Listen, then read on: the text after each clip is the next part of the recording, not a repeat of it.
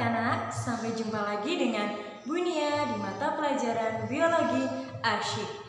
Sebelum kita memulai pembelajaran pada hari ini, marilah kita bersama-sama berdoa terlebih dahulu agar Allah senantiasa memberikan kemudahan dan kesehatan kepada kita semua di tengah pandemi COVID-19 ini. Berdoa dimulai.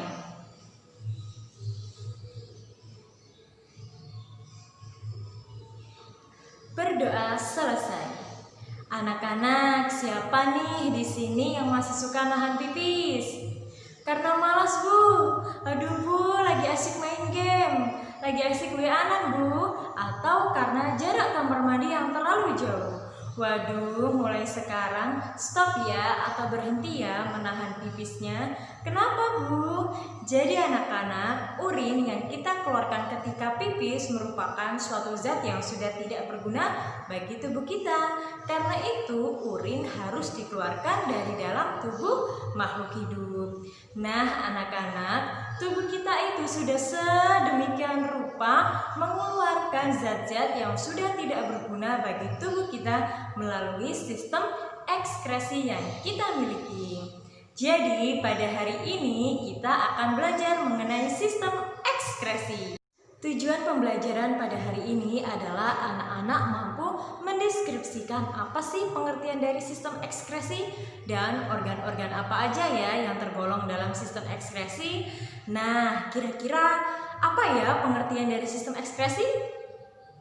Ya, sebelum kita membahas lebih dalam tentang sistem ekskresi, Bunia ingin ngasih tahu nih, ternyata pada tubuh kita atau pada tubuh makhluk hidup terdapat 3 sistem pengeluaran zat. Yang pertama yaitu defekasi, yang kedua sekresi, dan yang ketiga ekskresi. Ekskresi ini nanti yang akan kita bahas secara detail. Nah, kira-kira perbedaan antara ketiganya apa ya? Kita bahas satu-satu. Yang pertama yaitu defekasi. Untuk memudahkan anak-anak dalam mengingat, Bunia punya kata kunci nih. Defekasi kita ambil dari kata V. V tertuju pada feses. Ada yang tahu feses itu apa? Nah, betul sekali. Feses adalah tinja atau sesuatu yang kita keluarkan ketika kita buang air besar. Jadi, pengertian dari defekasi adalah proses pengeluaran zat hasil pencernaan berupa feses atau tinja. Yang kedua yaitu sekresi. Biasanya anak-anak suka bingung nih pengertian antara sekresi dan ekskresi. Bunia punya kata kunci yang insya Allah akan memudahkan anak-anak untuk membedakan antara sekresi dan ekskresi. Kita bahas yang sekresi dulu ya. Sekresi kita ambil dari kata depan yaitu se. Se apa? Se digawe. Se digawe dalam bahasa Indonesia artinya masih digunakan. Jadi anak-anak, pengertian dari sekresi adalah proses pengeluaran zat yang masih berguna atau masih digunakan oleh tubuh, yaitu berupa enzim dan hormon. Enzim berguna untuk mempercepat proses metabolisme tubuh, sedangkan hormon berfungsi atau berguna untuk proses pertumbuhan dan perkembangan. Dan yang ketiga yaitu ekskresi. Ekskresi kita ambil dari kata X. Kata X tertuju pada expired. Expired dalam bahasa Indonesia artinya kadaluarsa. Jadi anak-anak ketika ada makanan yang sudah kadaluarsa kira-kira masih digunakan apa tidak? Ya tidak tah. Nah, kalau tidak digunakan kira-kira disimpan apa dibuang? Betul sekali, dibuang. Jadi pengertian dari ekskresi adalah proses pengeluaran zat sisa metabolisme tubuh yang sudah tidak digunakan atau tidak berguna dan harus dibuang. Kalau tidak dibuang bagaimana, Bu? Kalau tidak dibuang akan menyebabkan penyakit yang berbahaya bagi tubuh makhluk hidup. Nah, itu tadi pengertian dari sistem ekskresi ya. Bunia ulangi sekali lagi.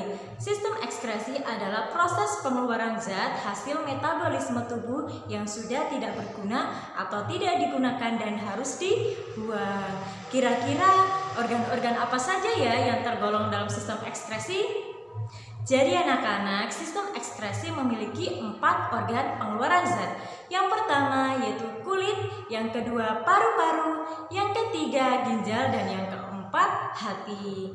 Bunia punya singkatan nih untuk memudahkan anak-anak mengingat keempat organ ini. Kita singkat jadi paku jalhat.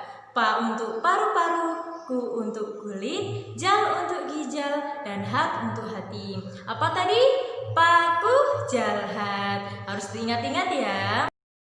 Kira-kira apa saja ya yang dikeluarkan oleh keempat organ ini? Kita bahas satu-satu ya. Yang pertama yaitu paru-paru. Paru-paru mengeluarkan atau mengekspresikan karbon dioksida atau CO2.